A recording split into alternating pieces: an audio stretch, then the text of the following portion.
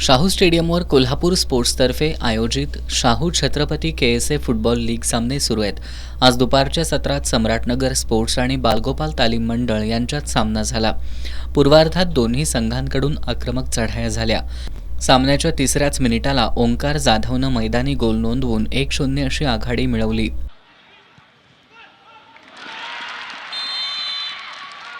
अवघ्या चौथ्या मिनिटाला बालगोपालच्या टिमॉन लवली यानं गोल नोंदवून सम्राटनगर स्पोर्ट्सची 1-1 अशी बरोबरी साधली।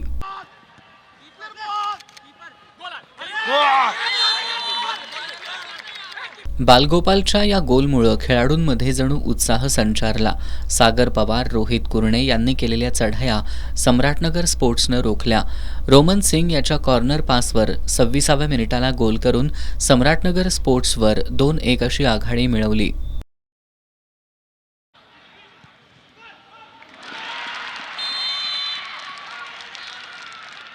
सम्राटनगरच्या निरंजन कामते, अभिषेक सिंग यांनी बालगोपालच्या गोलची परतफेड करण्यासाठी केलेले प्रयत्न अपुरे पडले। मध्यंतरापर्यंत हा सामना 2-1 असा राहिला। उत्तरार्धात सम्राटनगरकडून अपेक्षित अशा चढाया झाल्या नाहीत।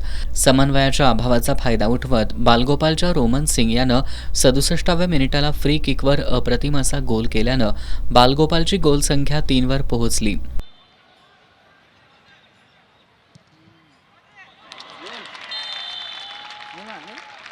सम्राट स्पोर्ट्सच्या युनुस नदाफ, तेजराज माने यांची गोलची संधी वाया गेली। संपूर्ण वेळेत सम्राटनगर स्पोर्ट्सला बालगोपाल संघाची गोलची बरोबरी साधता आली नसल्यानं हा सामना बालगोपाल तालीम मंडळानं 3-1 गोलनी जिंकला।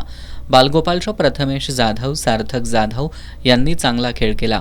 दुपारच्या सत्रातील पहिल्या सामन्यात वेताळमाळ तालीम मंडळानं 4-3 अशा टायब्रेकरवर उत्तरेश्वर प्रासादिक वाघाची तालीम संघावर मात केली।